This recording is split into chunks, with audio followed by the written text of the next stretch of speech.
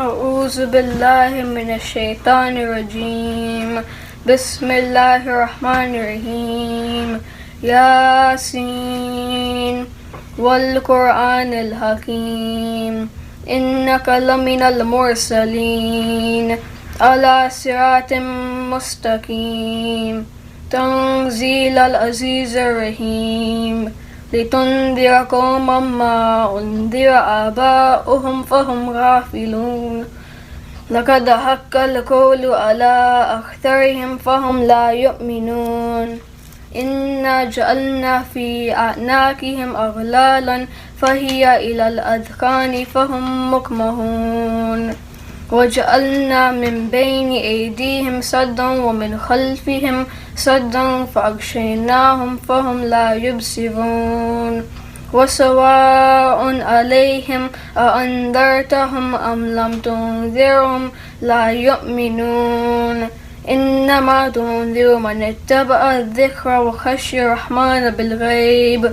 فبشره بمغفرة وأجر كريم إنا نحن نحيي الموتى ونكتب ما قدموا وآثارهم وكل شيء أحصيناه في إمام مبين واضرب لهم مثلا أصحاب القرية إذ جاءها المرسلون إذ أرسلنا إليهم اثنين فكذبوهما فعززنا بثالث فقالوا إنا إليكم مرسلون قالوا ما أنتم إلا بشر مثلنا وما أنزل الرحمن من شيء إن أنتم إلا تكذبون قالوا ربنا يعلم إنا إليكم لمرسلون وما علينا إلا البلاغ المبين قالوا إنا تطيرنا بكم لئن لم تنتهوا لنرجمنكم وليمسنكم منا عذاب أليم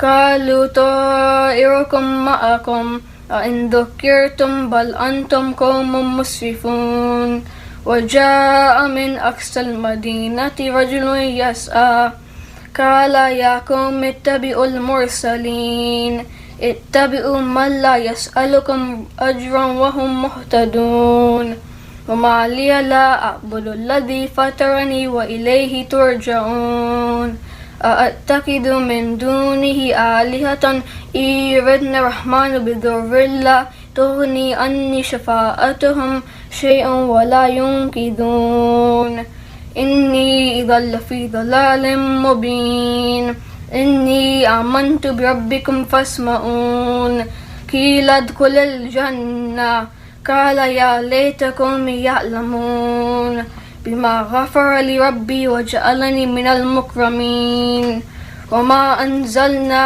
على قومه من بعده من جند من السماء وما كنا منزلين إن كانت إلا صيحة واحدة فإذا هم خامدون يا حسرة على العباد ما يأتيهم من رسول إلا كانوا به يستهزئون ألم يروا كم أهلكنا قبلهم من القرون أنهم إليهم لا يرجعون وإن كل لما جميع لدينا محضرون وآية لهم الأرض الميتة أحييناها وأخرجنا منها حبا فمنه يأكلون وجعلنا فيها جنات من نخيل وأعناب وفجرنا فيها من العيون ليأكلوا من ثمره وما عملته أيديهم أفلا يشكرون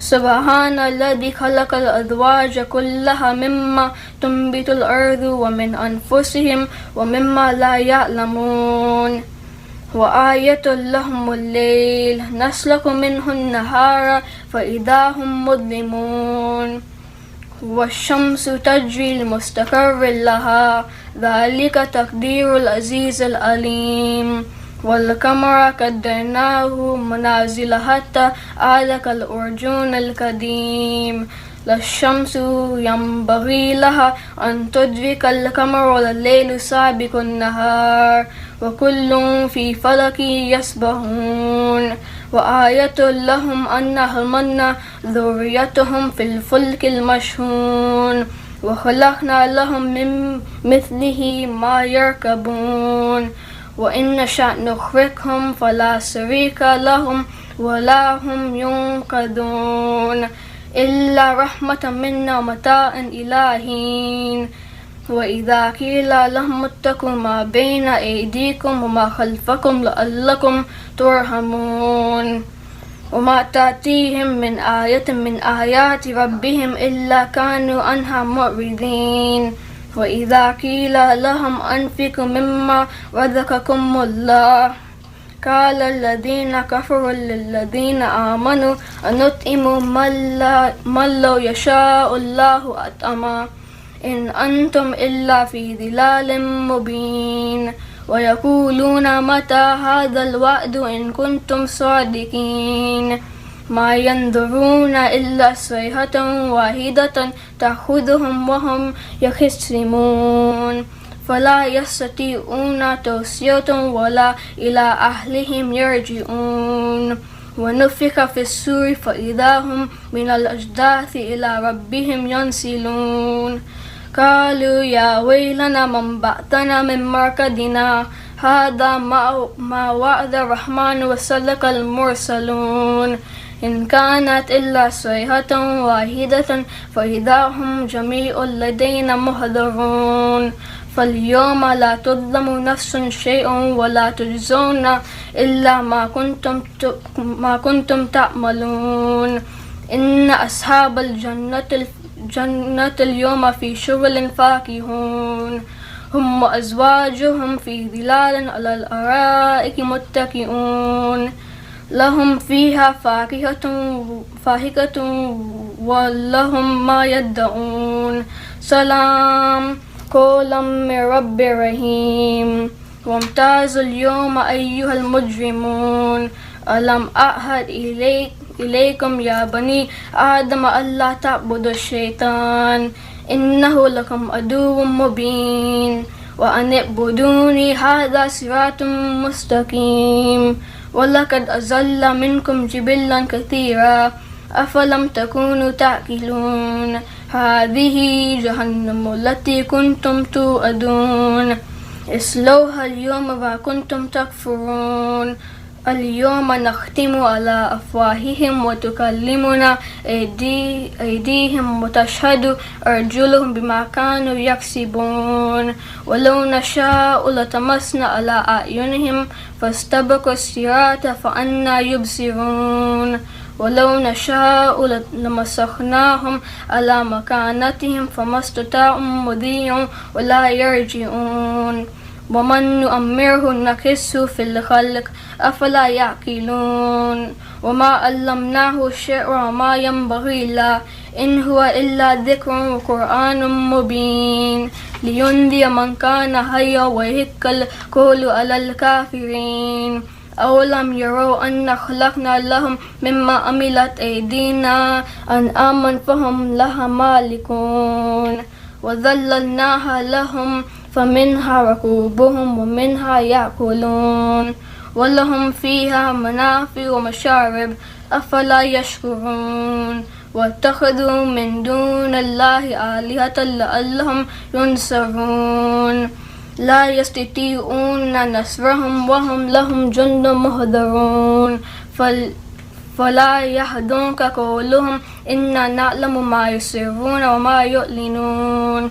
أولم يرى الإنسان أن خلقناه من نطفة فإذا هو خصيم مبين وضرب لنا مثلا ونسي خلقا قال من يحيي العظام وهي رميم قل يحييها الذي أنشأها أول مرة وهو بكل خلق عليم الذي جعل لكم من الشجر الأخضر نارا فإذا أنتم منه توقدون أوليس الذي خلق السماوات والأرض بقادر على أن يخلق مثلهم بلى وهو الخلاق العليم إنما أمره إذا أراد شيئا أن يقول له كن فيكون. فسبحان الذي بيده ملكوت كل شيء وإليه ترجعون. صدق الله العلي العظيم.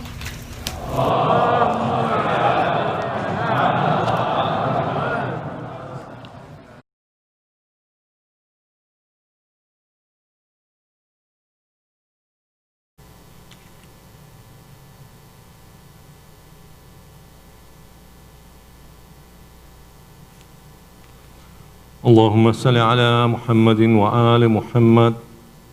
بسم الله الرحمن الرحيم. اللهم إني أسألك برحمتك التي وسعت كل شيء وبقوتك التي قهرت بها كل شيء وخضع لها كل شيء وذل لها كل شيء وبجبروتك التي غلبت بها كل شيء وبعزتك التي لا يقوم لها شيء وبعظمتك التي ملأت كل شيء وبسلطانك الذي على كل شيء وبوجهك الباكي بعد فناء كل شيء وبأسمائك التي ملأت أركان كل شيء وبعلمك الذي أحاط بكل شيء وبنور وجهك الذي أزاله كل شيء. يا نور يا قدوس يا أول الأولين ويا آخر الآخرين. اللهم اغفر لي الذنوب التي تحتك الإسام. اللهم اغفر لي الذنوب التي تنزل النقم. اللهم اغفر لي الذنوب التي تغير النعم. اللهم اغفر لي الذنوب التي تحبس الدعاء. اللهم اغفر لي الذنوب التي تقتل الرجاء. اللهم اغفر لي الذنوب التي تنزل البلاء. اللهم اغفر لي كل ذنب أذنبته وكل خطيئة أخطأتها. اللهم إني أتقرب إليك بذكرك وأستشفع بك إلى نفسك وأسألك بجودك أن تدنيني من قربك وأن تعزيني شكرك وأن تلهمني ذكرك. اللهم إني أسألك سؤال خاضع متذلل خاشع أن تسامحني وترحمني وتجعلني باسمك راضيا كانيا وفي جميع الأحوال متواضيا. اللهم وأسألك سؤال من اشتدت فاكته وأنزل بك عند الشدائد حاجته وعظم فيما عندك رغبته. اللهم عظم سلطانك وعلى مكانك وخفي مكرك وظهر أمرك وغلب قهرك وجارت قدرتك ولا يمكن الفرار من حكومتك. اللهم لا أجد لذنوبي غافرا ولا لكبائه ساترا ولا لشيء من عملي الكبيه بالحسن مبدلا غيرك. لا إله إلا أنت سبحانك بحمدك. ظلمت نفسي وتجرأت بجهلي وسكنت إلى قديم ذكرك لي ومنك علي. اللهم مولاي كم من كبيه سترت وكم من فاده من البلاء يكلت وكم من إثار وقيت وكم من مكروح دفعت وكم من ثناء جميل لست أحله له نشرت. اللهم عظم بلائي وأفرد بي سوء حالي وقصرت بي أعمالي وقادت بي أغلالي وحبسني النفي بعد عملي وخدعت الدنيا بغرورها ونفسي بجناية يوم طالي. يا سيدي فأسألك بعزتك أن لا يحجبك عنك دعائي سوء عملي وفعالي ولا تفضحني بخفي ما ابتلأت عليه من سري ولا تواجلني بالعقوبة على ما عملت في خلوات من سوء فعلي وإساعتي ودوام تفريطي وجحالتي وكثرة شحواتي وغفلتي وكن اللهم بعزتك لي في كل أحوالي رؤوفا ولي في جميع الأمور يتوفى إلهي وربي من لي غيرك أسأله كشف الضر والنظر في أمري إلهي ومولاي أجريت علي حكما اتبعت فيه هوى نفسي ولم أحترس فيه من تزيين عدوي فغرني بما أهوى وأسعده على ذلك الكذاب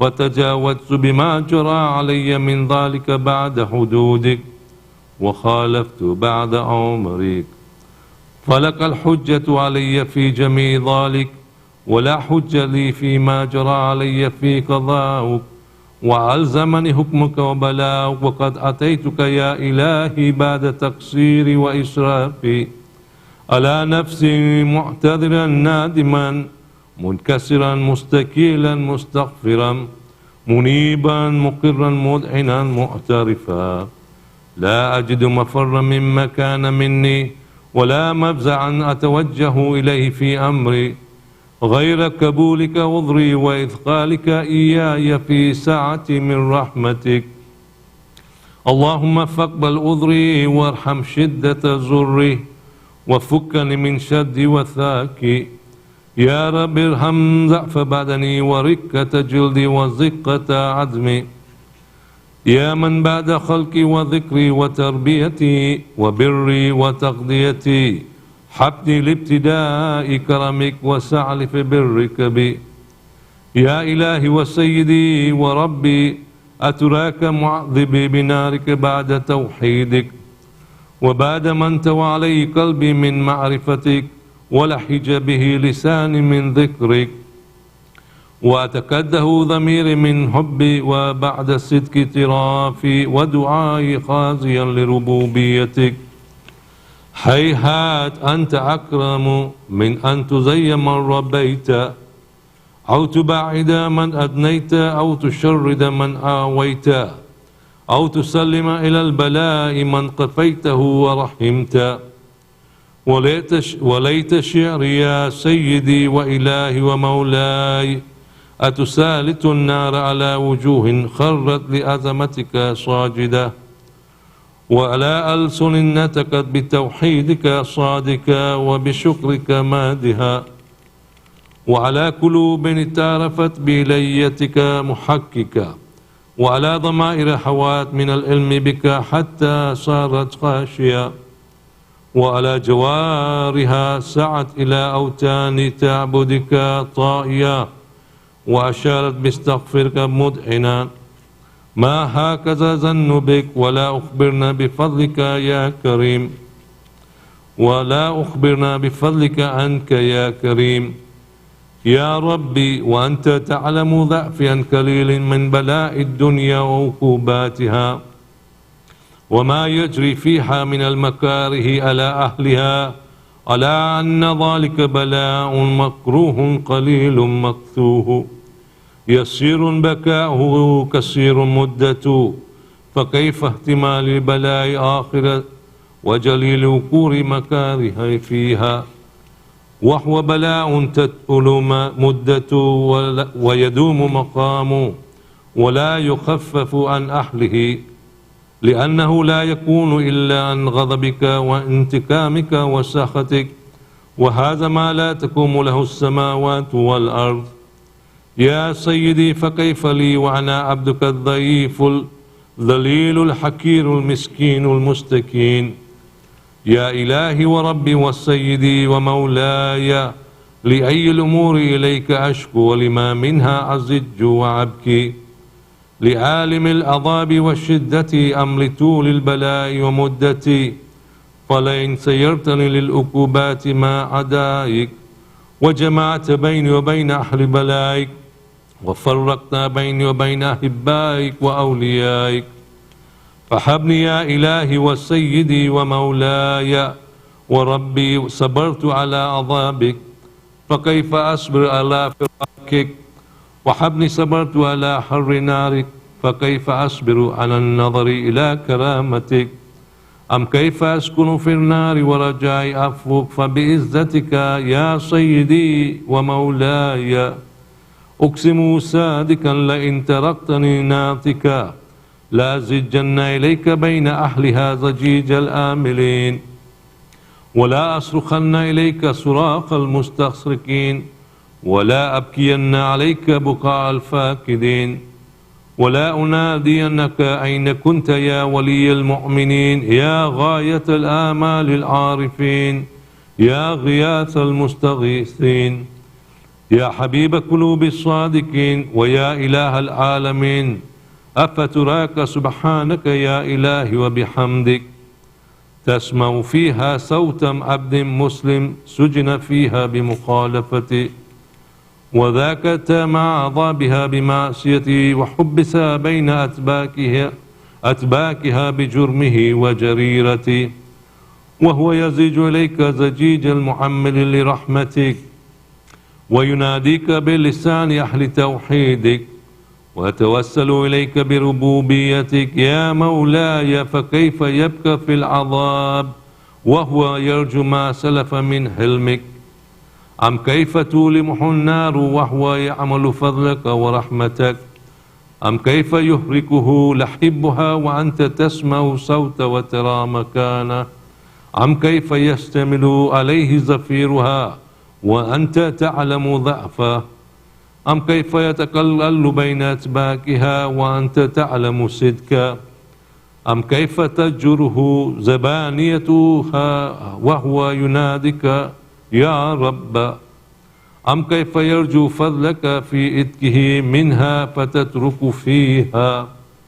هيها ما ذلك ظن بك ولا المعروف من فضلك ولا مشيبه لما عملت به الموحدين من برك وإحسانك فباليقين يقتو لولا ما حكمت به من تعذب جاهدك وقضيت به من إخلاد معاندك لجعلت النار كلها بردا وسلاما وما كان لأحد فيها مقرا ولا مقاما لكنك تقدس أسماؤك أقسمت أم تملأها من القافرين من الجنة والناس أجمعين وأن تخلد فيها المعاندين وأن تجلى ثناء قلت مبتدئا وتتولت بالإنعام متقرما فمن كان مؤمنا كمن كان فاسقا لا يستوون إلهي وسيدي فأسألك بقدرة التي قدرتها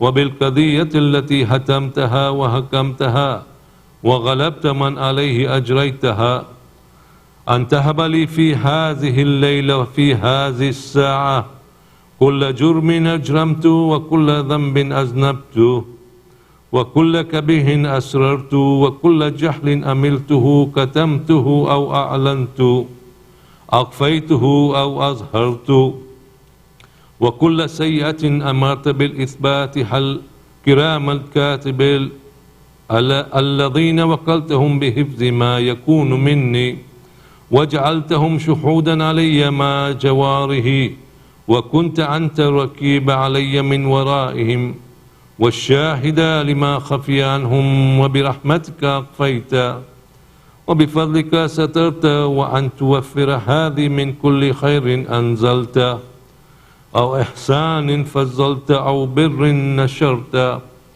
أو رزق بسطت أو ذنب تغفره أو خطأ تستر يا ربي يا ربي يا رب يا إلهي وسيدي ومولاي ومالك الرك يا من بيده ناصيتي يا عليما بضري ومسكنتي يا خبيرا بفقري وفاكتي يا ربي يا ربي يا رب أسألك بحقك وقدسك وعظم صفاتك وأسمائك أن تجعل الأوقات من الليل والنهار بذكرك معمورة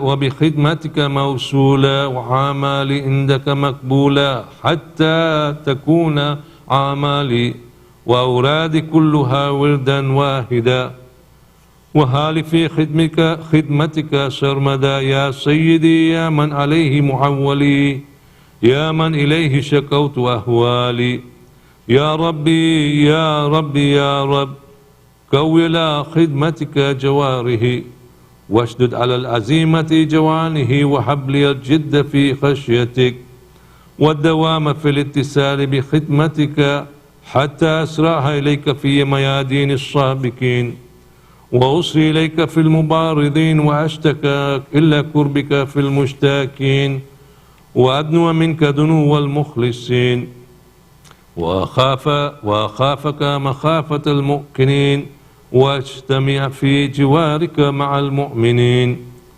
اللهم ومن أرادني بسوء فأعرض، ومن قادني فكد، واجعلني من أحسن عبيدك نصيبا عندك، وأقربهم منزلة منك، وأخصهم زلفة لديك، فإنه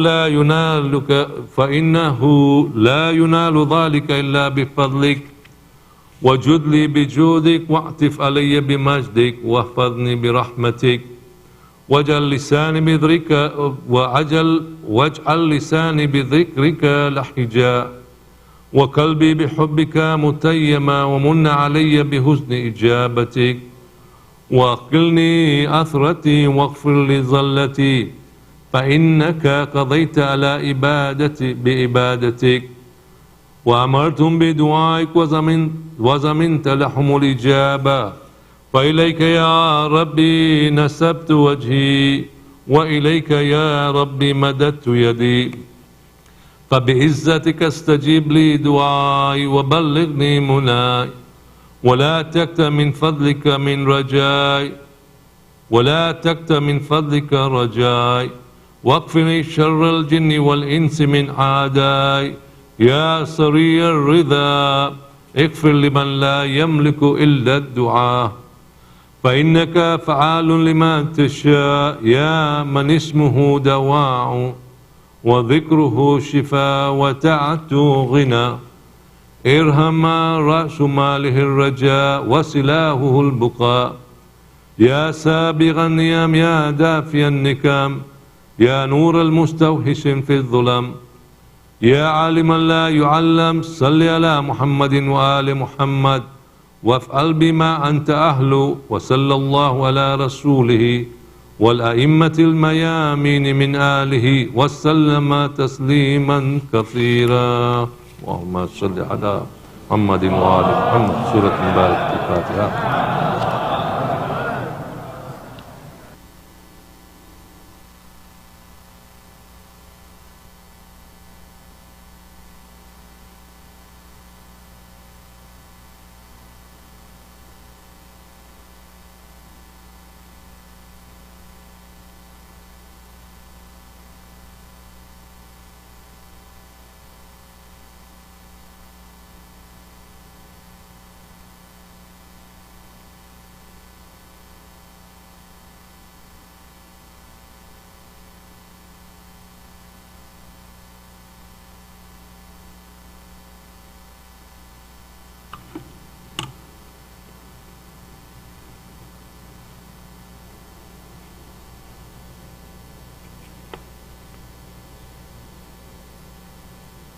بر محمد و آل محمد صلوات.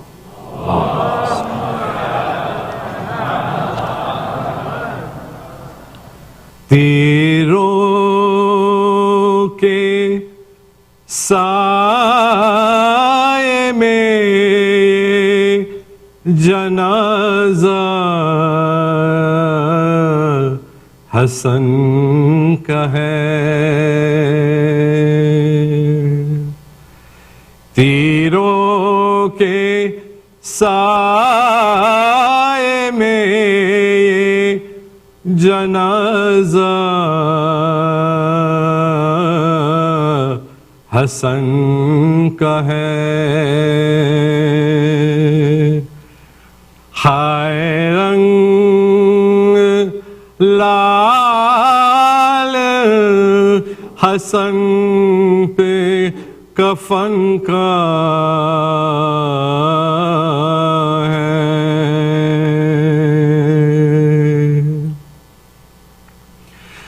کرنے دیا نہ دفن رسول جو من کے ساتھ لائے جو گر جنازہ زخمی بدن کے ساتھ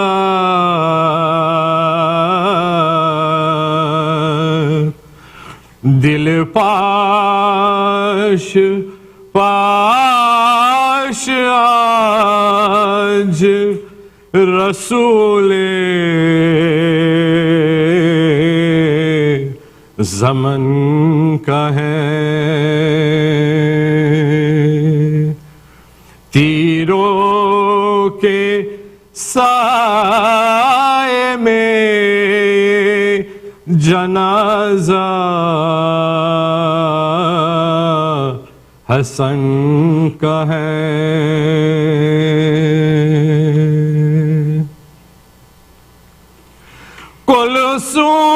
کلثوم اپنے دل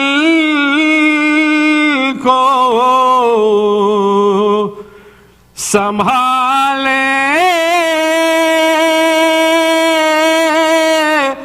تو کس طرح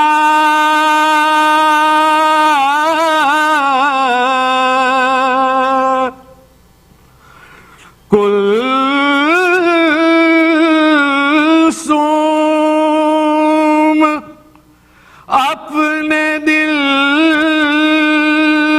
کو سنبھالے تو کس طرح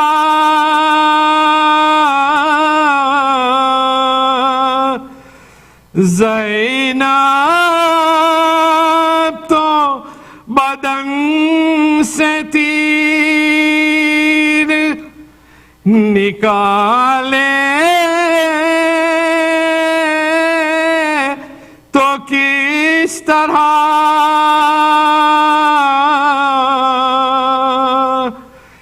کہ فروا کا پہلا یہ صدمہ حسن کا ہے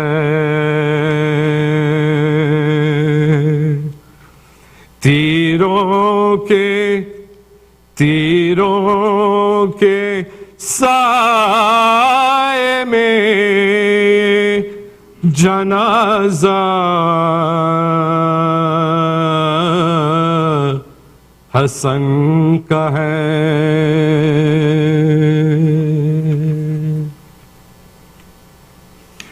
امت نے ہائے کل نے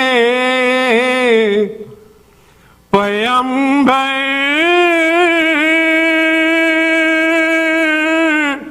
بلا دیا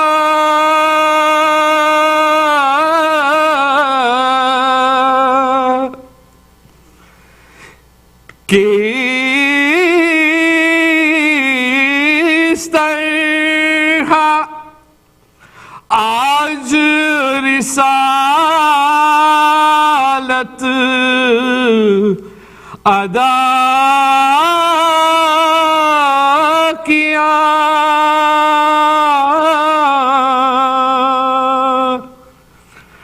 کیا حال دیکھو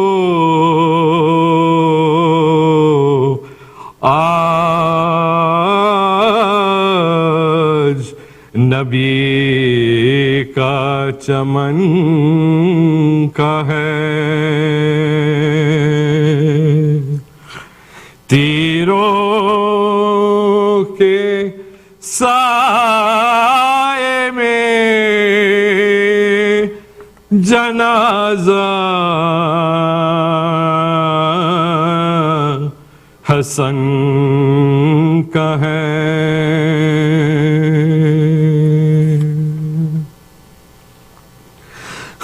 برسا رہا ہے تیر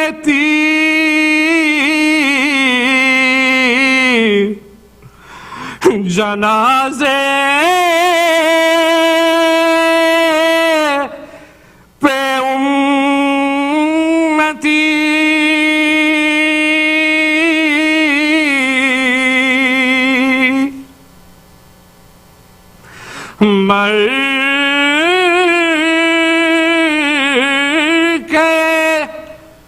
مر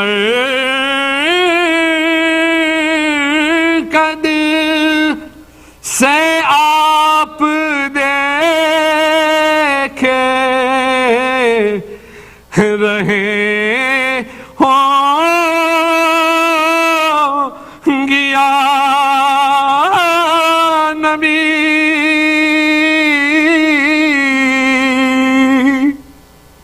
کیا حال آج آپ کے اس دل بدن کا ہے تیروں کے سائے میں جنازہ حسن کا ہے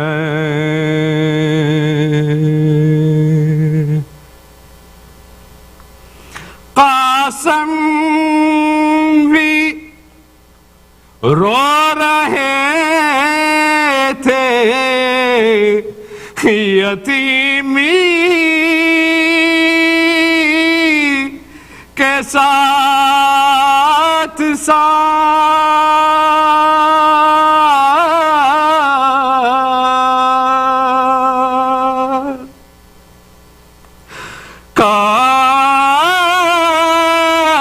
قاسم بھی رو رہے تھے یتیمی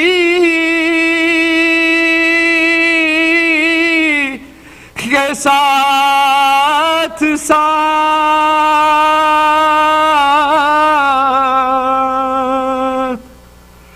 خوشیوں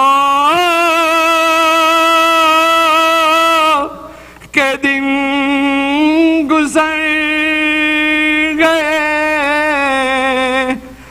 اب غم کی آئی رات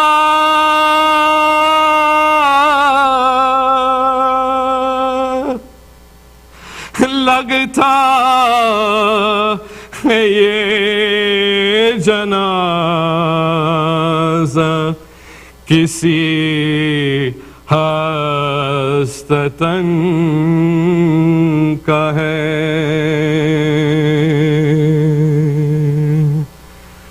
تیروں کے سائے میں جنازہ حسن کا ہے ہائے رنگ لال حسن پہ کفن کا ہے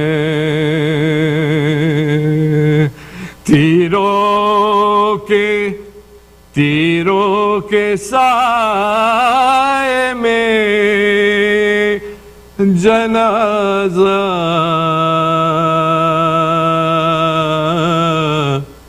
حسن کا ہے یہ کربلا نہیں تھی مدینے سفر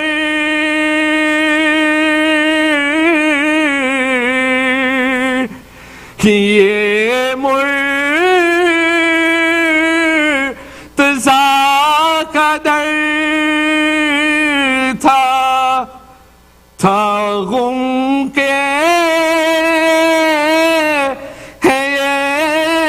سفر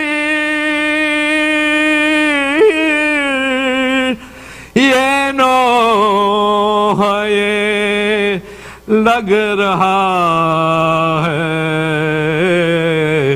غریب الوطن کا ہے تیروں کے سائے میں جنازہ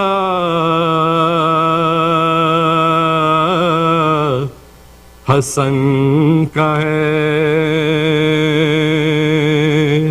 ہائے رنگ لال حسن پہ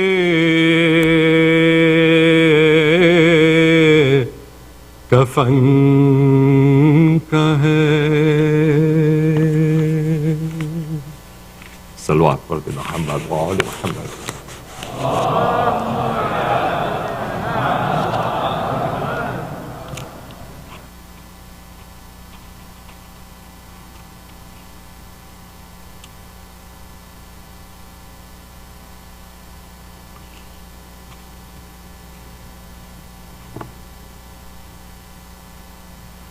بسم اللہ الرحمن الرحیم.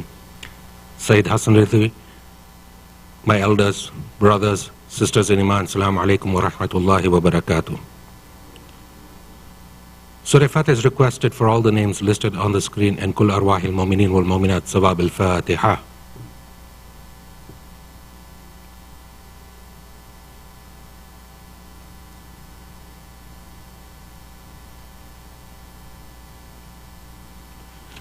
Ayat Mayyajibun is requested for all the names listed on the screen and whoever is in need of it here and elsewhere. Let us all recite it together. Bismillahirrahmanirrahim.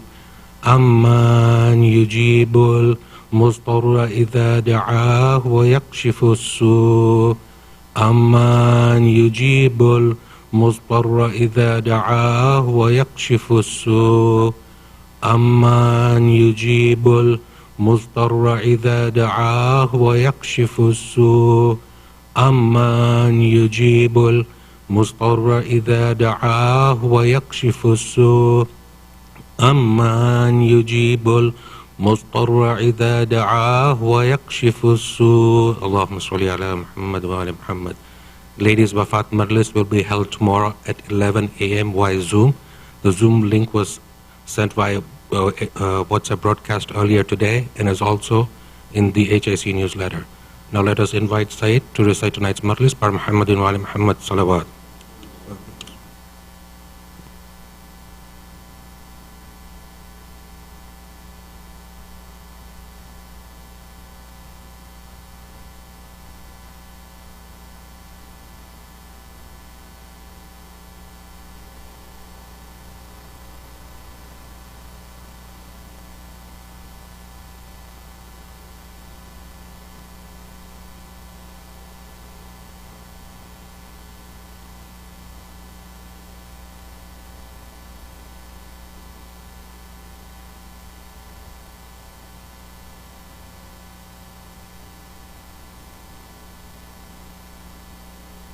علي من الشيطان اللعين الرجيم. بسم الله الرحمن الرحيم.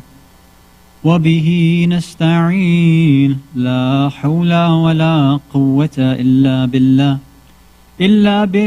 العلي العظيم.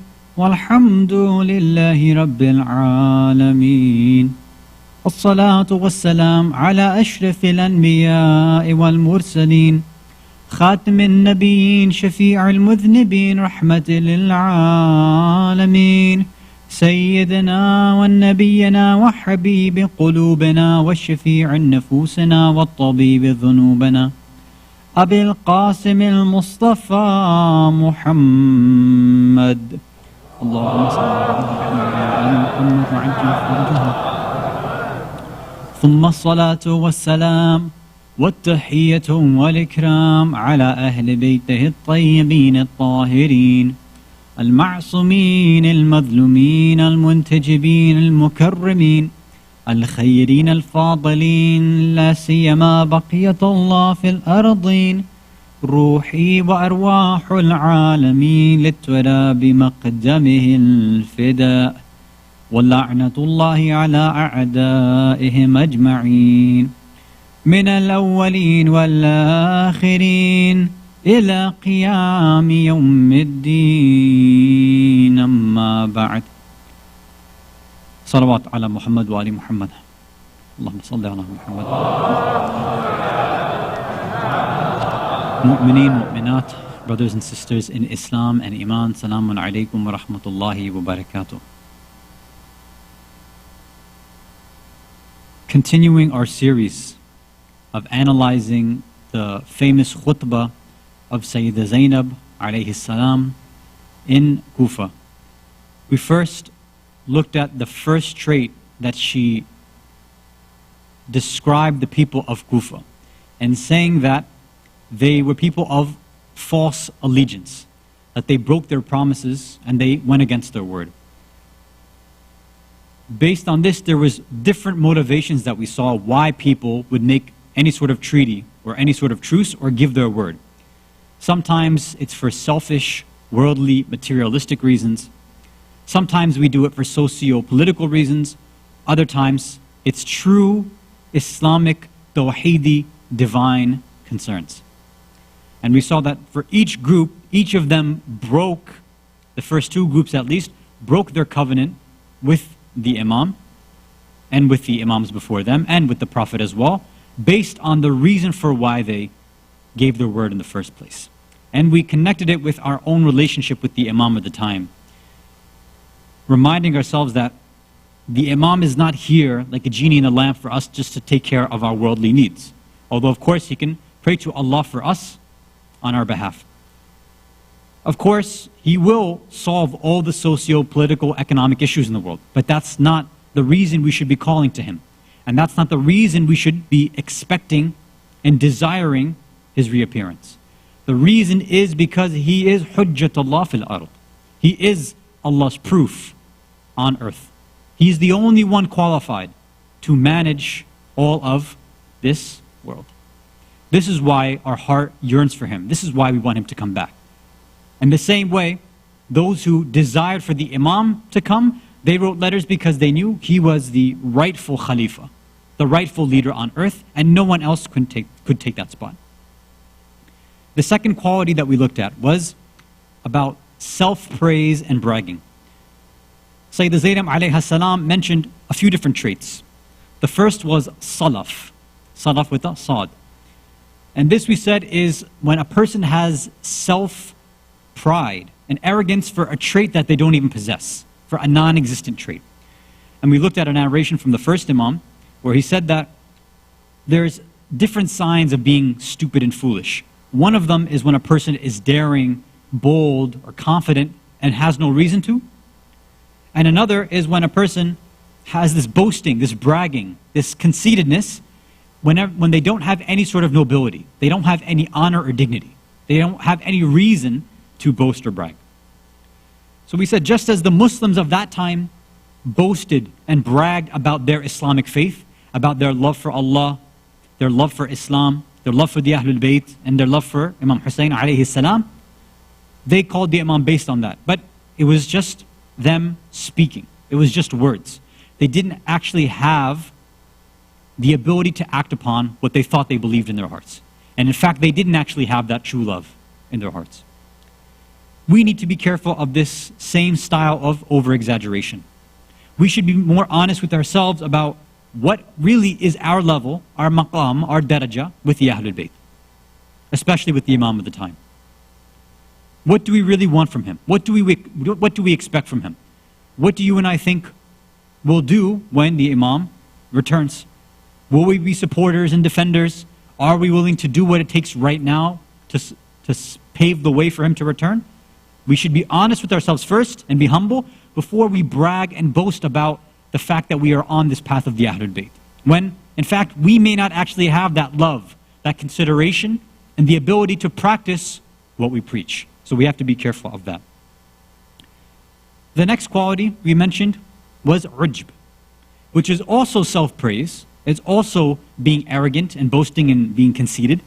But the difference between salaf and ujub, we said, was that ujub is more general. That this is when a person is proud of themselves for something that they may or may not even have.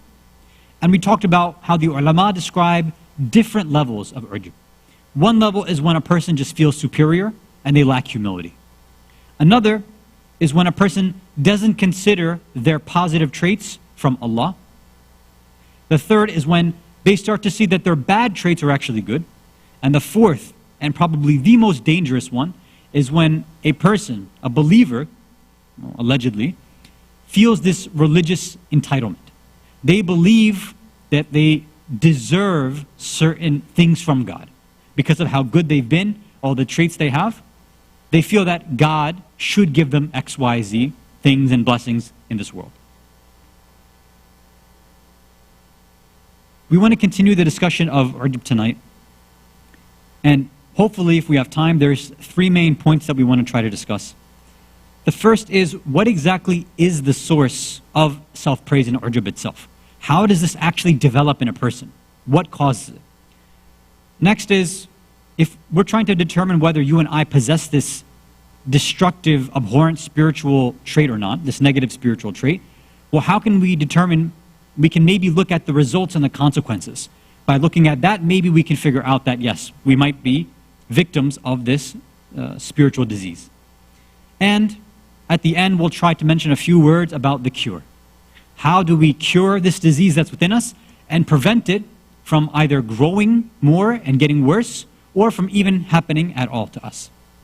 So this is what we'd like to discuss tonight as we honor and commemorate the shahada of our second holy Imam, Imam Hassan ibn Ali, alayhi salatu wassalam. Allahumma salli.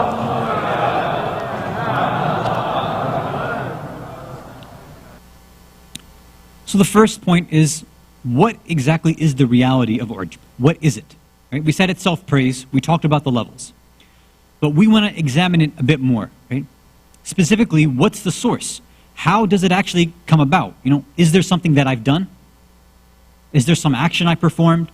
Was there some other spiritual disease that I may have had that caused ujub and self-praise to develop within me? Well, luckily, we have this beautiful narration which is attributed to our sixth Imam, Imam Ja'far as-Sadiq alayhi salatu wassalam. Allahumma salli ala Muhammad. And he gives this wonderful analogy, and he describes ujub as this tree or this plant.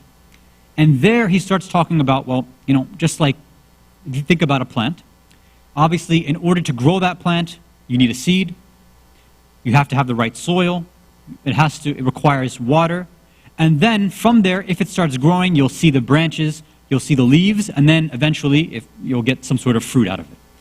So the Imam uses this sort of analogy. And for each of these six sort of parts of a plant or a tree, he discusses how ujub applies to all of this. It's a really, really interesting analogy. So right in the beginning, it's going to answer our question about where does this quality, this negative quality of ujub, source from? Where is its inception? So the Imam says, Al-ujb nabat.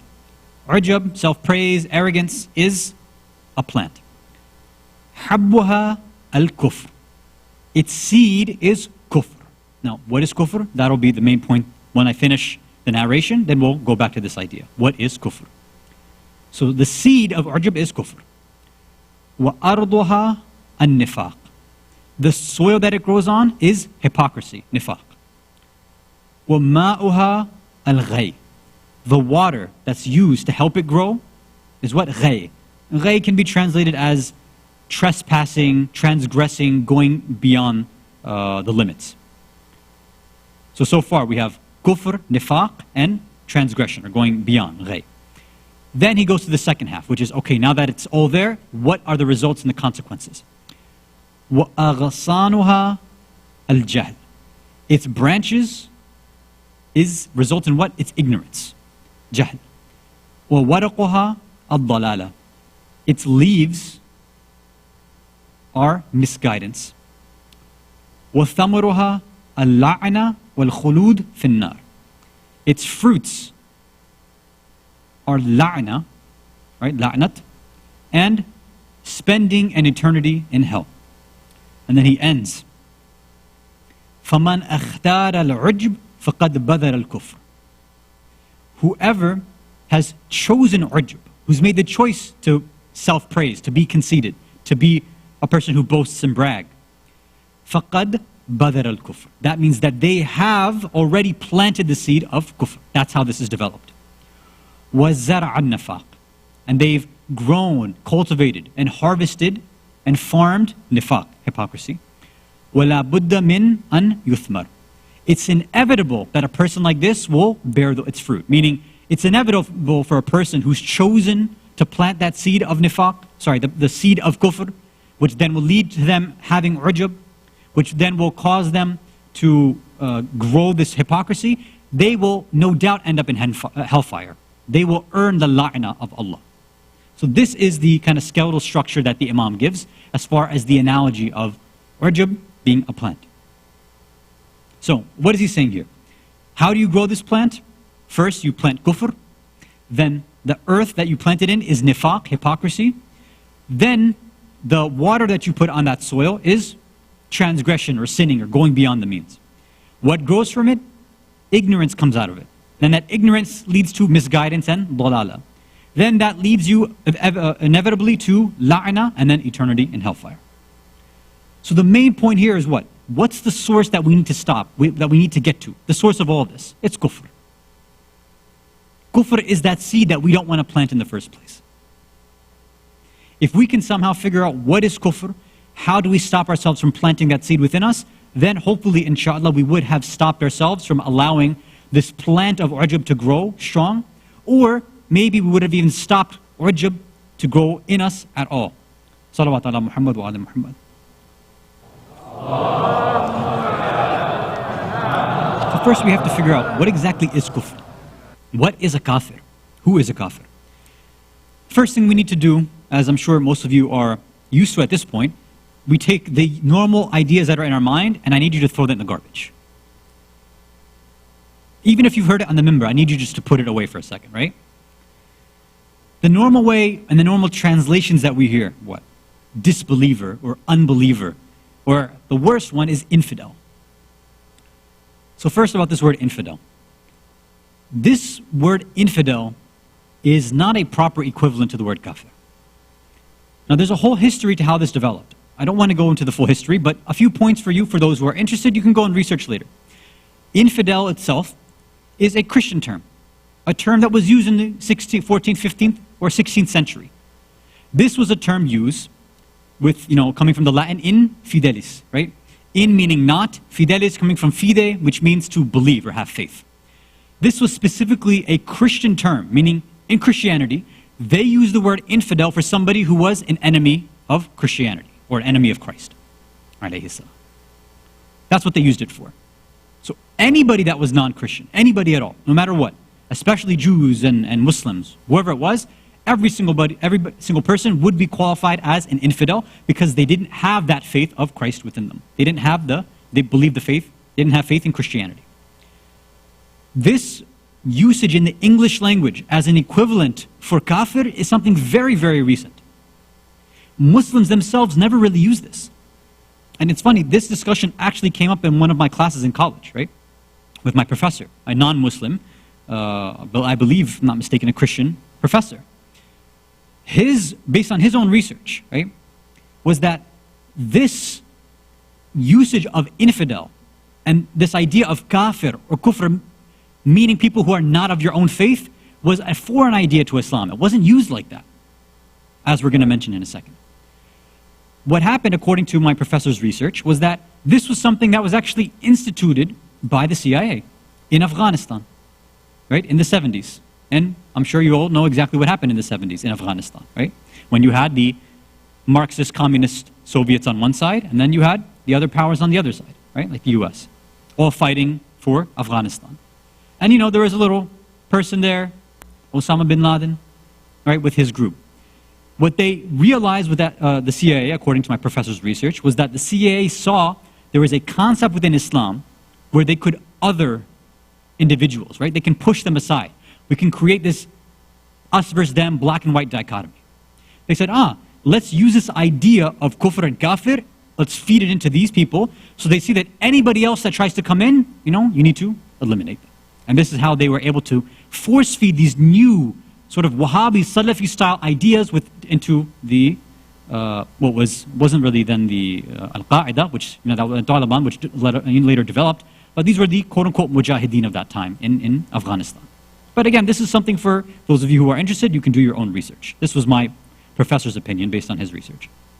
Regardless, this is not a term that you and I should be using. This is a term outside of our religion, right? Infidel is not a term that's used for us.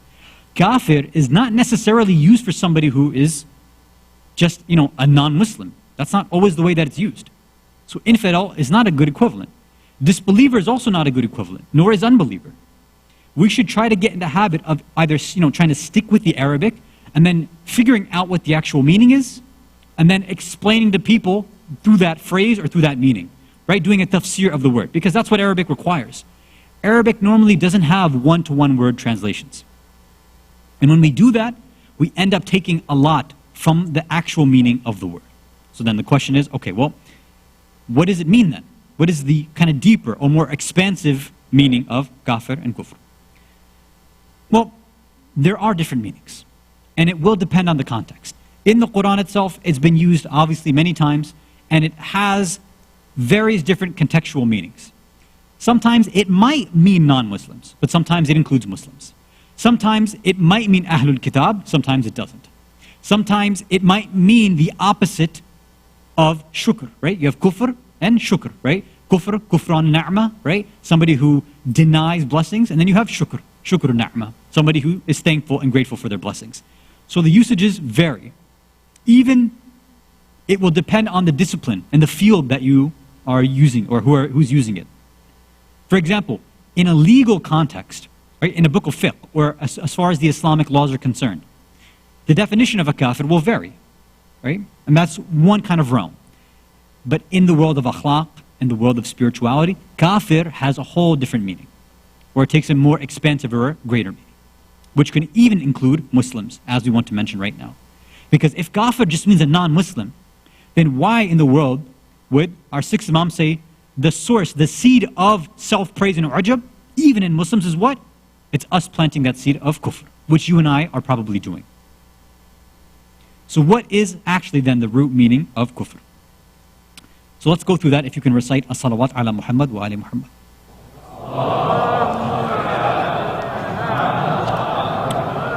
Kufr, kaf, fa, ra. Kafara, when used as a verb, means to hide, to cover, to conceal something. In older classical Arabic, a kafir was what? It was a farmer. Now why would it be used to describe a farmer? It was because a farmer would do what? They would bury their seeds in the ground, and after digging a hole and putting that seed in the ground, what would they do? They'd cover it. They'd hide that seed and cover it back up with soil. So a kafir was one who covered or concealed, just like a farmer would cover or conceal that seed. So what is really now a spiritual kafir, or a moral kafir, or an existential kafir? It's a person who conceals, who hides and denies the truth. A person who hides, conceals, and covers reality. When they know what reality and truth is, they plant it, they hide it somewhere, and they cover it up with lies. They cover it up with something false. They take true reality and they cover it up with a fake, false sense of reality. That is a kafir in the spiritual context. This is the spiritual disease that you and I have to work on to get rid of. What's interesting is that within the Quran, all of these usages have been used. Even the literal usage of kafir, meaning farmer, has been used. Or kuffar, right, the plural. Look at, for example, in Surah Al-Hadid, right, chapter 57, I believe, verse 20, where Allah says, Bismillah ar-Rahman ar-Rahim, i'lamu, and try to one-up each other, right? They try to keep up with each other in their pride and their arrogance. وَتَكَاثُرٌ فِي الْأَمْوَالِ وَالْأَوْلَادِ, and they're competing with one another in who has the most amount of wealth, who has a greater family or lineage. And then, here's the part that we're focusing on. كَمَثَلِ غَيْثٍ أعجب الكفار نبات. Just like the example of rain, غيث, يعني rain, which the rain surprises, right? Because that rain results in plant growth, it surprises or impresses the farmers, right? They're shocked that, oh, this plant, this flower is so amazing. The rain came down and made this thing grow. And they're so captivated by it. And they're focused on that. When Allah continues in the rest of the verse, ثُمَّ يَهِيجُ فَتَرَاهُ مُصَفَّرًا. Then what happens? Right? Then it dries. That beautiful flower, that beautiful plant, it starts to wilter and dry up. فَتَرَاهُ مُصْفَرًّا. Then you see it, it turns yellow. ثُمَّ يَكُونُ حُطَامًا. Then it becomes dust, scattered debris. وَفِي الْآخِرَةِ عَذَابٌ شَدِيدٌ. And then he wraps everything together. In the akhirah, in the hereafter, in the next, the real dimension, the real world, that's where there can be a severe punishment. وَمَغْفِرَةٌ مِّنَ اللَّهِ وَرِضْوَانٌ. But at the same side, there can also be forgiveness and satisfaction and praise and love from Allah. وَمَا حَيَاةُ الدُّنْيَا إِلَّا مَتَاعُ الْغُرُورِ. And what is this place? What is this physical material realm except a place where you just enjoy this illusion, this game. That's all it is. This is really a verse that requires its own tafsir, right? There's a lot of interesting points here. The one that I wanted to call out was that Allah uses the example, the word kuffar, to mean farmers. At the same time, He's also talking about people who are looking at the world, like farmers looking at flowers. And they're thinking that's it, this is reality. So they don't plan for the future. They think that's it. And they get confused by it, they get tricked by it. And they limit themselves to that. And then that flower wilters away, the plant dies off. And just like us, we get captivated and stuck with this world, which is just meant to play. It's a game, we're just playing. And people get stuck up arguing and competing with one another. And then Allah's saying, you're going to get a punishment out of this, because you're arguing about a game, entertainment, it's nothing. Let me give an analogy that hopefully, to some degree, will make some sense. I'm sure most of you have played Monopoly, or at least some board game, but Monopoly. What is the reality of Monopoly? What is it? It's obviously what? It's just a game. We know that, right? The money is fake, the rules are made up, the game itself has no meaning, it has no value. Winning or losing doesn't give anybody any benefit necessarily, right? Maybe you get a few bragging rights, but nothing substantial.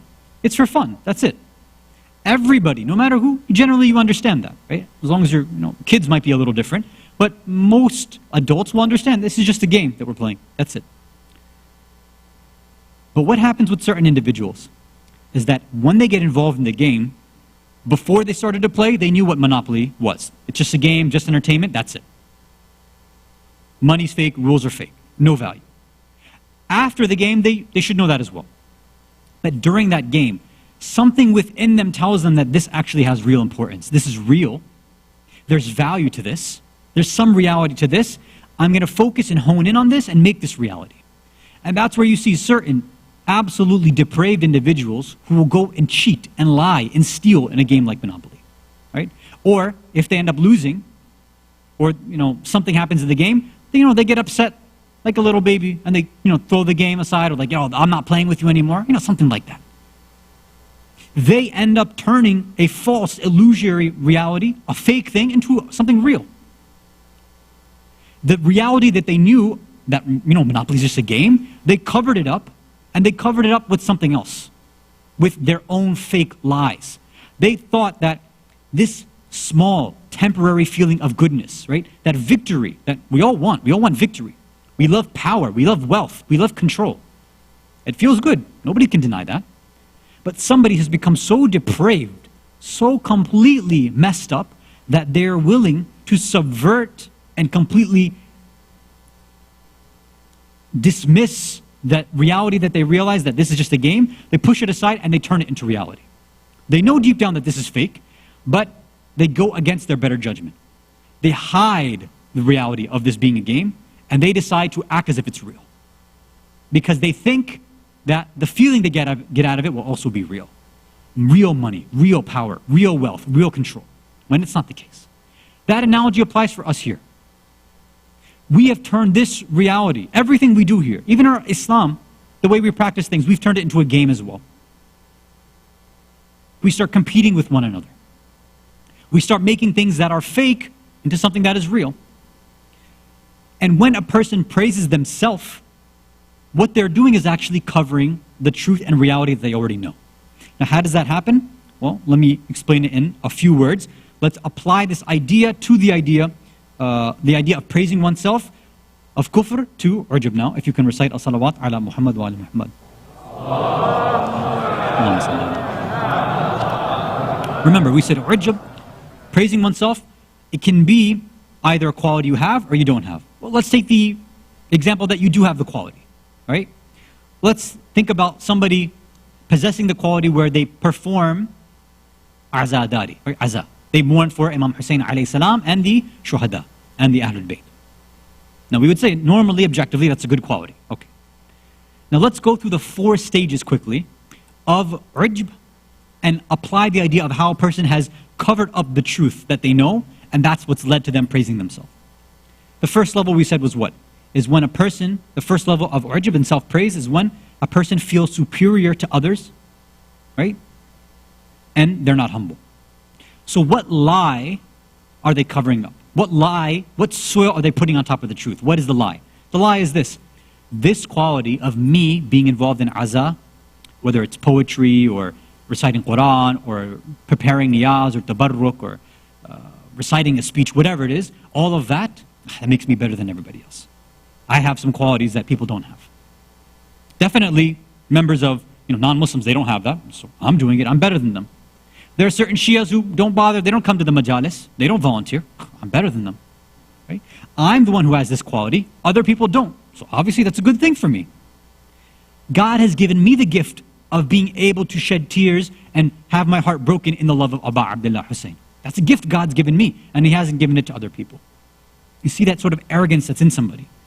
That's the lie that they tell themselves. What is the truth that they're covering up? The truth is this. This quality does not make you better. This quality by itself does not give anybody superiority. By this sermon itself and the sermons that all the Ahlul Bayt were giving from Kufa up until Sham, they said you can cry as much as you want, but if you possess these dark, destructive spiritual qualities, your tears mean absolutely nothing. We saw what Imam Sajjad said in his sermon. He said you can keep on crying, stay out of our affairs. Because this quality that's within you, it's going to lead you directly to hellfire. We don't want you to support us anymore. Don't say anything about us. We saw later in history the Tawwabin or the Tawwabun. Same thing. They were sad, they were repentant for what they did. And what did they go out? They just wasted their life. Those of you who have seen how kind of cinematically, romantically it was played out in the Mukhtar series, right? With some of the historical issues aside, generally speaking, they said, oh, we're so sad, let's just go do whatever. And they felt this, this little bit of arrogance from that. Like, we are the ones going out for Imam Hussein. Where does this quality come from? Right? You can see now how ignorance becomes a part of that. You completely toss aside what you should do. They had an Imam present. They should have asked their Imam what to do. The Tawabin could have asked Imam Sajjad, what do we do? And Imam told some of them, don't do anything. Yet they still got up and did something. Right? Many of us, we're getting advice from the ulama right now about what to do in these kind of situations. No, we don't care. All right, these kind of things happen. And here's the other thing. Okay, let's say you do believe you have it, fine. But what's maybe the greater truth that we should make sure we're not covering up?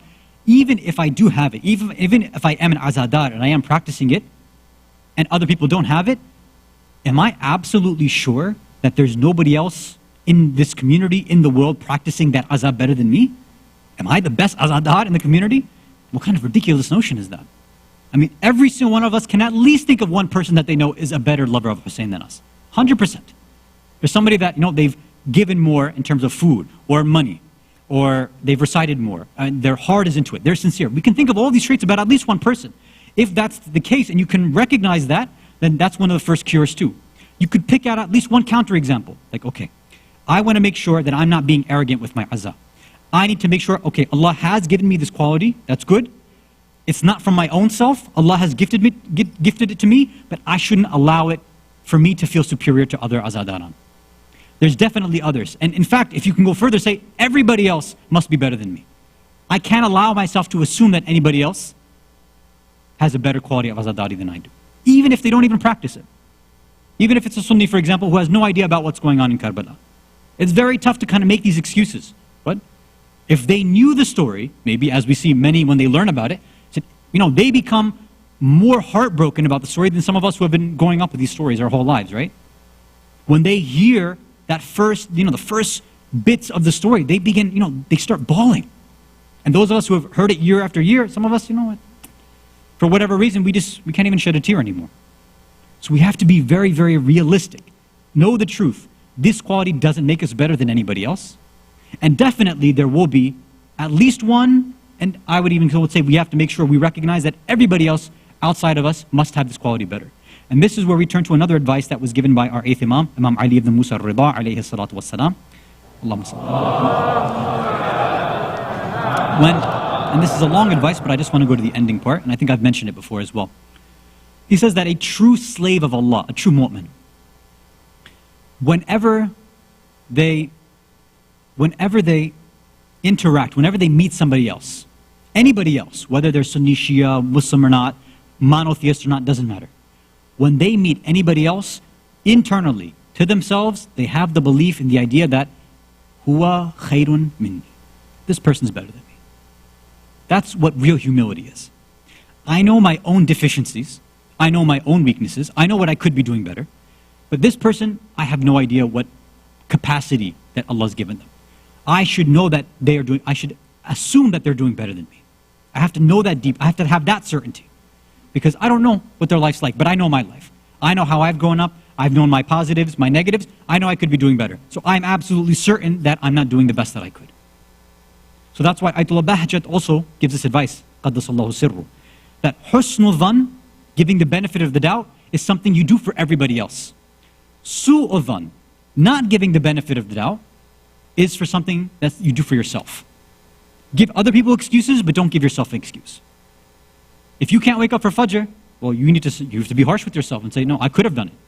Don't start saying, Allah, He's Ghafoor and He'll forgive me, this and that. Yeah, maybe Allah will, but don't be so certain of these things, right? Which is part of the other stages, which I won't have time to mention tonight, maybe in the next session. We have to be careful of what we're really being certain in. Deep down inside, we recognize the truth of our real humility, what it should be, the reality of the world, but sometimes we cover that up for just temporary pleasure, temporary feelings of superiority. And we have to be careful, because if we allow that to grow, then it'll end up that superiority will just last in this world, and then we'll see later on in Barzakh, or in the grave, on Yawm al-Qiyamah, we'll see that that superiority will mean nothing. And that the ones who truly were superior, everybody else, they'll be looking down upon us, where we'll be at a place where we wish we were not. Salawat ala Muhammad wa ala Muhammad.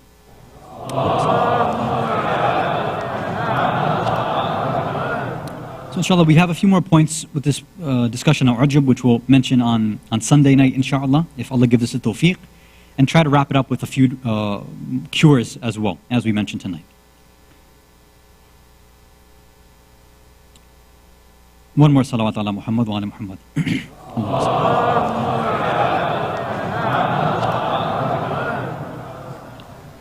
We are here tonight to honor and commemorate the personality, the life, the shahada of our beloved second Imam, Imam Hassan ibn Ali alayhi salatu wasalam. Normally when we go through and we dedicate events to specific personalities, we end up reciting their musibah, right? Meaning we kind of take it in a vacuum. That, Imam Hassan's musibah, let's recite that, let's hear that. The Prophet's masa'ib, his gham, his musibah, let's hear that. The musibah of Imam Ali, let's hear that. Of Sayyidah Fatima, let's hear that. Imam Hussein, we'll hear that. Qasim, Ana Muhammad, right? We dedicate that night just to them. There's something else that I'd like for us to focus on, and it's going to take a few minutes. Inshallah, if you don't mind, I'd like to just ask for your patience for a few minutes for this masa'ib, inshallah. One thing we need to keep in mind is that the Ahlul Bayt are connected in every single capacity, in every single way. Their lives are completely intertwined, inextricably, existentially linked. Whether it's the fact that they were part of revelation together, whether it was their qualities like giving charity, forgiveness, patience, or kindness, or whether it was them manifesting happiness and love and mercy. it wasn't just the positives. They also shared experience. They had an experiential connection. Life connections in what? In bala, in aza, in tragedy, in mourning, and in grief. Meaning, when you see a tragedy, when you see the aza, when you see the gham and the bala in one, you can find a mirror example in every single one of the Ahlul Bayt, especially between the Ahlul Kisa, the Ahlul Khamsa, the Panjat and Panj, especially between them. In the same way that all of the Ahlul Bayt, they're all waratha, they're inheritors. They inherit the positive traits, the spiritual qualities, the ilm. They're warithul ilm of their forefathers, of the Prophet, right? They're warithul anbiya. In the same way, they're also warithul aza, warithul bala. They've also inherited these same tragedies, these same experiences. And you see how it's connected all of their lives together. Let's first look at this famous story about Rasulullah with his connection with his own grandchildren. We know the famous story that on one Eid, when Imam Hassan and Hussein are young, maybe 4 or 5 years old, they come to the house of Rasulullah complaining on Eid that, Ya Jadda, oh grandfather, Nana, all of the other Arab kids, they all have beautiful clothes, new clothes on this day of Eid, but we don't have anything else to wear. And you know, Rasulullah never liked to see his grandchildren upset like this. He never liked to see their hearts broken. And of course, he didn't want Fatima's heart to be broken like this too, that she couldn't provide. So Rasulullah makes a dua. Allah answers the dua. Jibreel comes down. You all know the history. You all know the story. He comes down, and Jibreel from the heavens comes down with 2 beautiful white thobes, jalabiyas, for Hassan and Hussein. When they're presented with these, they say, but you know, Nana, these are beautiful and they're white, but all the other Arab children, they have all these different colors. We don't have any colors. So Rasulullah prays to Allah again, and again his dua is answered. They say, okay, now Jibreel and I will work together and we will put color. We will ring your thob, your jalabiyah, and a color will come out. Ya Hasan, Ya Bunayya, tell me, which color do you want? Hassan says, Nana, I want green. I want my color to be green. So Rasulullah rings that jalabiyah and his turns into bright emerald green. He says, Ya Hussein, Ya Bunayya, Ya Qurrata Aini, what color do you want? He says, I want mine to be red. Rasulullah, with the help of Jibreel, rings this thobe, rings the jalabiyah, and this becomes red. Rasulullah is smiling. Hassan and Hussein are smiling, but Jibreel begins crying. Rasulullah looks at Jibreel and says, this is a day where my grandchildren are happy. Fatima is happy. I'm happy. Why are you upset? This is not a day to mourn. Jibreel says, I'm crying because I know this reminds me of what's going to happen to the future to both of your children. He says, Ya Jibreel, tell me what's going to happen to my children. He says, this green color that Hassan has chosen, his body will turn to this emerald green because of the effects of the poison on his body. And Hussein has chosen red to mirror the color of his body on the plains of Karbala on the day of Ashura, when his body will be soaked with blood. Ajrakum ala Allah. This is Rasulullah with his grandchildren. Look at Imam Ali with his own children. When Imam Ali is what? He is struck. How has his life ended? How does he become shaheed? He is struck with a poisoned sword on his head. And his sons also inherit the same thing. When Imam Hassan had the head of Imam Ali in his lap in the masjid, when he's crying and his tears fall and hit the face of Imam Ali looks up and says, Ya Bunayya, why are you crying for me? Why are you crying for me? It's okay, these things happen, don't worry about it. Imam Hassan can't be consoled. He says, no, I can't see you in a state like this. He says, don't worry, soon you're going to be in a state like mine, and your brother will be in a state like mine. Don't you know, Hassan, you'll be poisoned just like I've been hit with a poison. And don't you know, the way that I've been hit with a sword, your brother Hussein will also be killed with the sword. The same way Imam Ali was struck with poison and with the sword, Imam Hassan and Hussein are also receiving poison and a sword. Now look at Imam Hassan with his own brothers. We see when Hussein leaves Medina, he leaves his grandfather Rasulullah. Why does he leave Medina? Why does he leave Rasulullah? To protect the sanctity of the Haram, to practice the sanctity of Masjid al-Nabawi, to protect from blood being shed over there. And Hussein, what does he tell Abbas in Karbala? Abbas, don't take out your sword here. You're not allowed to fight over here. And we see Hussein's body filled with arrows on the day of Ashura. Now look at the janazah of his brother Imam Hassan. As the janazah is being carried by Abbas as they go out. What was he told by Imam Hassan before they took out the janazah? He said, Ya Abbas, oh brother, when you take out my janazah, when I want to go and see my grandfather and do ziyarah one more time, if they come and fight with you, I'm telling you also, do not fight with them. Do not shed blood near the haram, my grandfather. The same way Hussein had told Abbas, Hassan had told Abbas, do not take out your sword, do not shed blood over here. But there's one difference there. There's one difference. When the arrows had come into the body of Hassan, they take the body back. They take the janazah back now to the house. When Hussein was laying on the plains of Karbala, Hassan now is in that house. He's back in his house in Medina. When his body is now in that house, Zainab comes and sees the body of her brother Abbas, her brother Hassan. She comes there and Abbas says, Zainab, this is not something that you should be seeing. She said, what should I do? I have to come and help my brother out. And Zainab begins taking out arrow one by one by one. But on Ashura, on Shami Ghariba, when Zainab is going through the battlefield, when she sees the body of Hussein filled with arrows, when Zainab wants to fall down and say, Hussein, the same way I took arrows out of the body of our brother Hassan, I wish I could do the same now, but my hands are tied, I can't do anything. لعنة الله على قوم الظالمين وسيعلم الذين ظلموا أي منقلب ينقلبون إنا لله وإنا إليه راجعون رضا بقضائه وتسليما لأمره.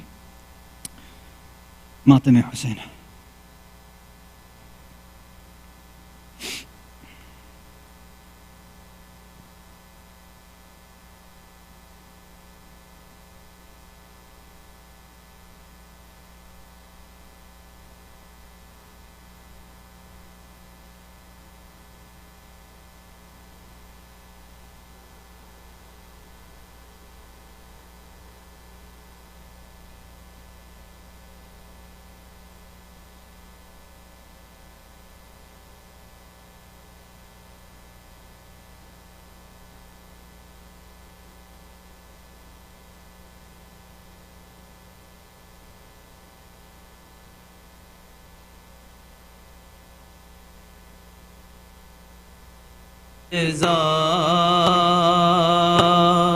بتا دے مجھ کو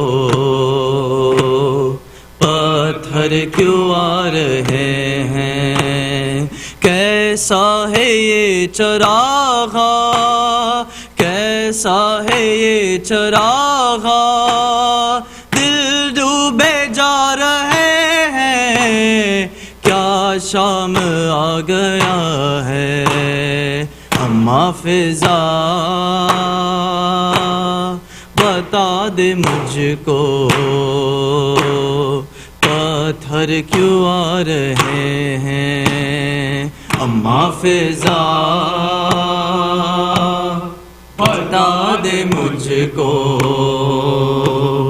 پتھر کیوں آ رہے ہیں، ہونے لگی اذانیں کیسے سروں کو ڈھانپے، بازو بندھے ہوئے ہیں، خون رو رہی ہیں آنکھیں، آنکھوں کے خون سے راستے خون میں نہا رہے ہیں، کیا شام آ گیا ہے، اما فضا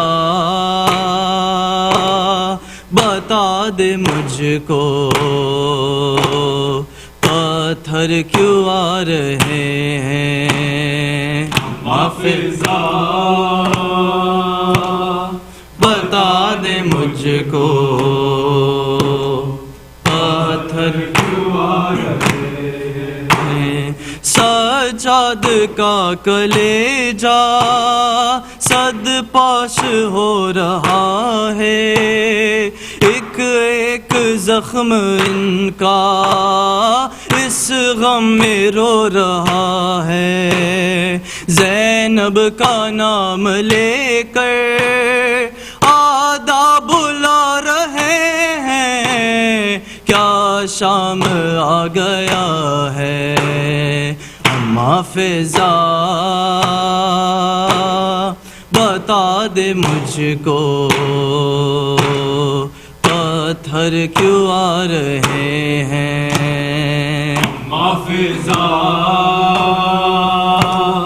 بتا دے مجھ کو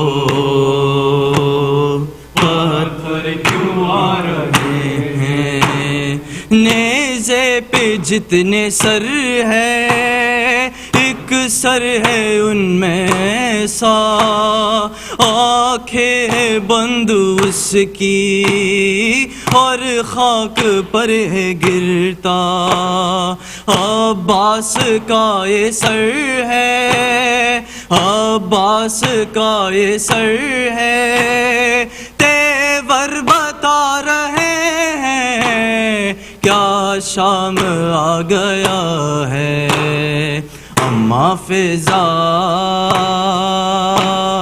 بتا دے مجھ کو پتھر کیوں آ رہے ہیں محفظہ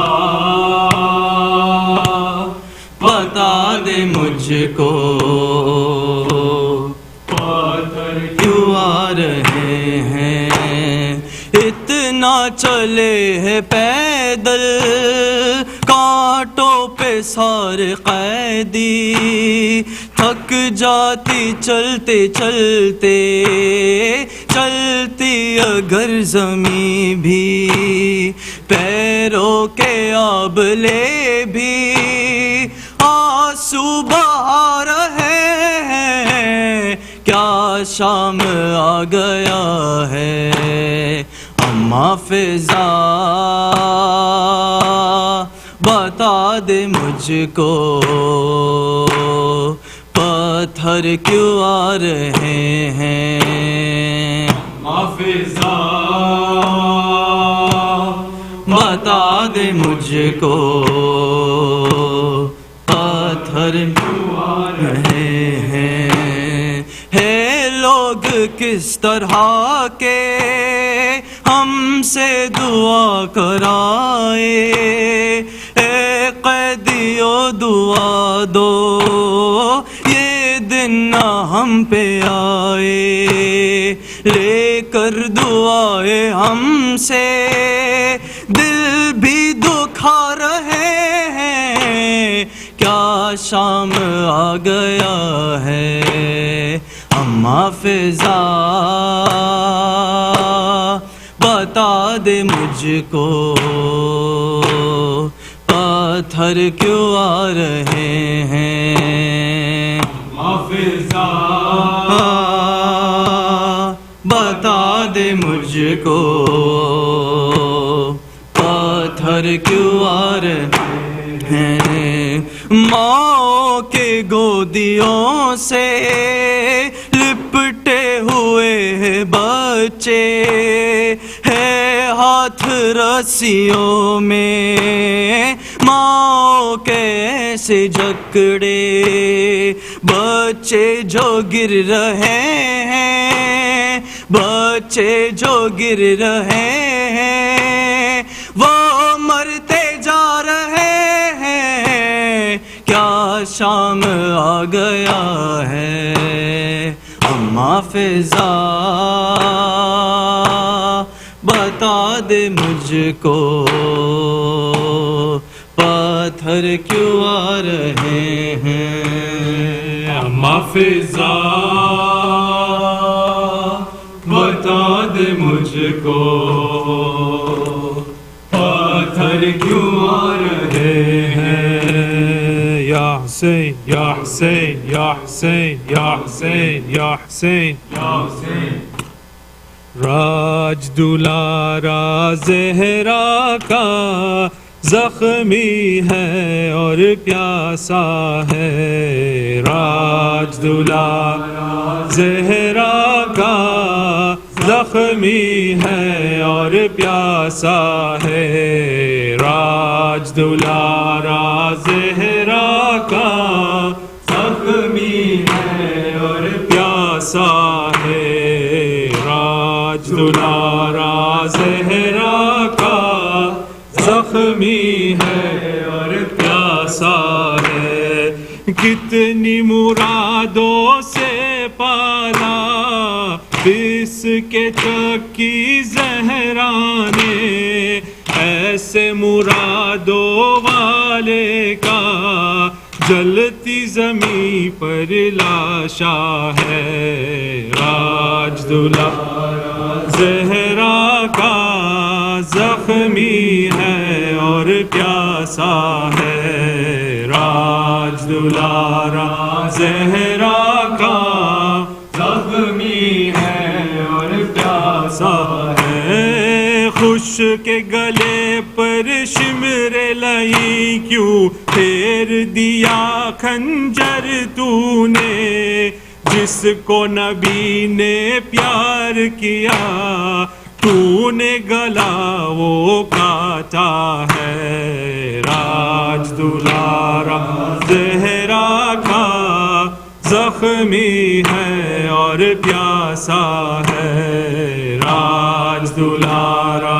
زہرا کا زخمی ہے اور پیاسا ہے، نہر کنارے خیمے جلے روتے رہے بچے پیاسے، کرب و بلا کے جنگل میں خون کا بادل برسا ہے، راج دلارا زہرا کا زخمی ہے اور پیاسا ہے، راج دلارا زہرا کا زخمی ہے اور پیاسا ہے، خون میں ڈوبا آیا علم کیوں نہ کرے زینب ماتم، نہر پہ قبضہ کر کے بھی آج بھی سکا پیاسا ہے، راج دلارا زہرا کا زخمی ہے اور پیاسا ہے، راج دلارا زہرا کا زخمی ہے اور پیاسا ہے، اصغر کو پانی نہ ملا تیرے ستم نے چھیدا گلا، موت بھی رو کر کہتی ہے ظلم و ستم یہ کیسا ہے، راج دلارا زہرا کا زخمی ہے اور پیاسا ہے، راج دلارا زہرا کا زخمی ہے اور پیاسا ہے، کھائے تماچے بچی نے شام غریبہ جب آئی، باندھا گیا رسی میں گلا، آگ سے دامن جلتا ہے، راج دلارا زہرا کا زخمی ہے اور پیاسا ہے، راج دلارا زہرا کا زخمی ہے اور پیاسا ہے، چادر زینب چھینی گئی کرب و بلا کے صحرا میں، ہاتھ بندھے ہیں رسی میں، بالوں سے اب تو پردہ ہے، راج دلارا زہرا کا زخمی ہے اور پیاسا ہے، راج دلارا زہرا کا زخمی ہے اور پیاسا ہے، ورحمد وآل محمد صلوات۔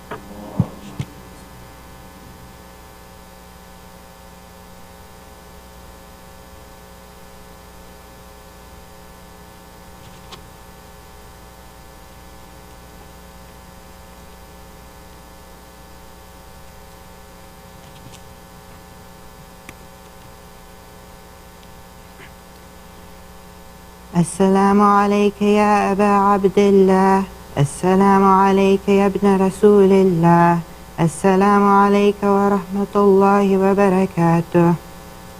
السلام عليك يا وارث آدم صفوة الله. السلام عليك يا وارث نوح نبي الله. السلام عليك يا وارث إبراهيم خليل الله. السلام عليك يا وارث موسى كليم الله. السلام عليك يا وارث عيسى روح الله. السلام عليك يا وارث محمد حبيب الله. السلام عليك يا وارث علي أمير المؤمنين ولي الله. السلام عليك يا ابن محمد المصطفى. السلام عليك يا ابن علي المرتضى. السلام عليك يا ابن فاطمة الزهراء. السلام عليك يا ابن خديجة الكبرى. السلام عليك يا ثار الله وابن ثاره والوتر الموتور.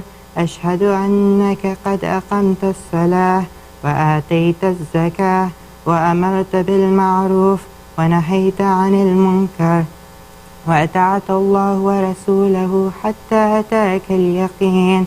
فلعن الله أمة قتلتك ولعن الله أمة ظلمتك ولعن الله أمة سمعت بذلك فرضيت به.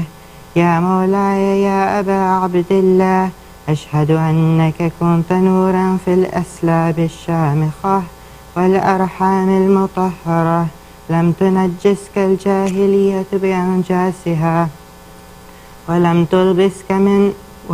تلبسك من مدلهمات ثيابها. وأشهد أنك من دعائم الدين وأركان المؤمنين. وأشهد أنك الإمام البر التقي الرثي الزكي الهادي المهدي. وأشهد أن الأئمة من ولدك كلمة التقوى وأعلام الهدى والعروة الوثقى والحجة على أهل الدنيا. وأشهد الله وملائكته وأنبياءه ورسله أني بكم مؤمن وبيا بكم موقن، بشراء ديني وخواتيم عملي وقلبي لقلبكم سلم وأمري لأمركم متبع.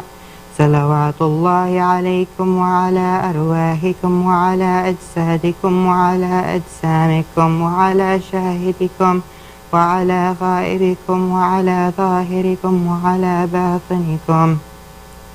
السلام عليك يا ابن رسول الله. السلام عليك يا ابن نبي الله. السلام عليك يا ابن أمير المؤمنين. السلام عليك يا ابن الحسين الشهيد. السلام عليك أيها الشهيد وابن الشهيد. السلام عليك أيها المظلوم وابن المظلوم. لعن الله أمة قتلتك ولعن الله أمة ظلمتك ولعن الله أمة سمعت بذلك فرضيت به. السلام عليكم يا أولياء الله وأحباءه. السلام عليكم يا أسفياء الله وأوداءه. السلام عليكم يا أنصار دين الله. السلام عليكم يا أنصار رسول الله.